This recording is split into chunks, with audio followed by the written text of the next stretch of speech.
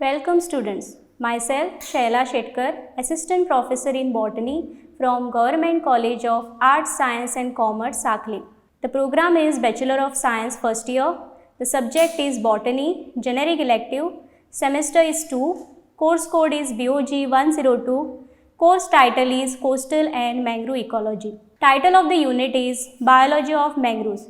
Module name is Temporal and Regional Variations in relation to Anatomy of Mangroves. These are the outline of the module. In this module, we are going to learn in general about mangroves. Also, we are going to learn about the anatomy of root, stem, wood, leaves and seed of mangroves.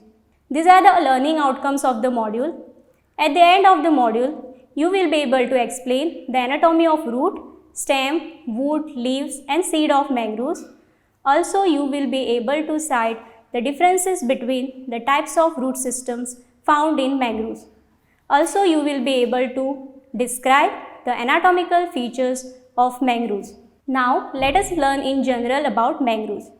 Mangroves are woody plants that grows at interface between land and sea in tropical and subtropical latitude where they exist in conditions of high salinity, extreme tides, strong winds, high temperature and muddy and aerobic soils.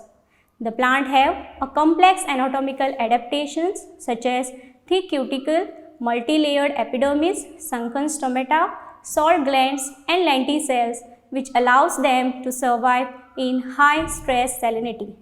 They are highly adapted to coastal environment with exposed root system, support root system, salt excreting glands present in leaves and viviparous water dispersed propagules. These anatomical adaptations of mangroves help them to survive in high saline environment. Now, let us learn about the root anatomy of mangroves. First, let us learn about the types of roots found in mangroves. Roots in mangroves are divided into ground root system and aerial root system. Ground root system is further divided into flat root system, hard root system and tap root system, whereas the aerial root system are divided into stilt root system, knee root system, nematophores which is also called as breathing roots and buttress root system. Let us learn about ground root system. The first is flat root system. It has strongly developed lateral roots which helps the mangroves to grow in sandy, stony coastline. The second is hard root system. It develops many strong main roots which grows vertically into the ground which helps the mangroves to grow in areas like muddy, sandy or coral soils. Third is tap root system. It develops one single strong main root that grows vertically into the ground which helps the mangroves to grow in dry and well-drained soil. Next is aerial root system. The first is the stilt root system. They are the looping roots arise from the trunk and lower branches. Second is the knee root system. They are the horizontal roots growing vertically upward and forming loop downwards to resemble a bent knee. Third is nematophores which is also called as breathing root. They are erect roots that grows vertically up from the underground root system which obtains oxygen in an anaerobic condition. Fourth is buttress root system. They are wavy snake-like roots that radiate outwards from the trunk base. Now let us learn about the anatomy of root of mangrove. First is the anatomy of stilt root. The general structure of root of mangrove is similar to that most of vascular plants. Vascular plants are the plants which possess vascular tissues such as xylem and phloem. Stilt root shows the normal features like the outermost layer is the epidermis. The exposed surface of the root shows numerous lenticels which are the air-breathing cell which is an important feature of root of mangrove for gas exchange. Lenticels may be found fully closed, partially closed or fully open through which the oxygen diffuses passively. As you all can see the diagram on the screen, transfer section of stilt root. Example is Rhizophora mucronata. It also shows The erenchymatous cortex contains sclerids, secretory pericycle and normal endodermis. In mangrove root, the endodermis act as an effective absorbing layer as they lack root hairs. Coming to its vascular bundle, stilt root shows radially arranged xylem and phloem and extensively developed with oil cells. The next is anatomy of nematophore. As you all can see the diagram on the screen, transverse section of a nematophore. Nematophore is also called as a breathing roots. It develops number of lenticels on their surface which helps in absorbing air. The cortex is spongy and consists of extensively developed erenchyma enclosing large air chamber. Nematophore shows variations in their internal structure. It shows conjoint collateral vascular bundle, meaning the xylem and phloem are arranged together in the same radius where xylem is present towards the interior side and phloem is present towards the exterior side. It also shows endage type of xylem condition at maturity. Endage is the kind of arrangement where protoxylem is directed towards the center and metaxylem is directed towards the periphery. Now let us learn about the stem and wood anatomy of mangrove. The first is anatomy of stem of mangrove. As you all can see the diagram on the screen, transverse section of young stem example is Rhizophora. Stem of mangrove possess thin-walled water-storing parenchymatous cells. It shows the presence of thick cuticle. Epidermal cells contain large quantities of tannin and oil droplets. Cortex is fleshy and is divided into outer cortex and inner cortex.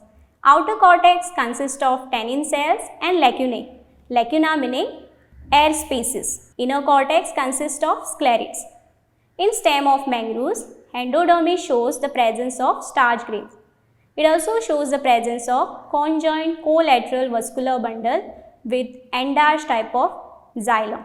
Now let us learn about the anatomy of wood of mangrove. In wood of mangrove, growth rings are completely absent. Hence, it is difficult to find out the age of the tree.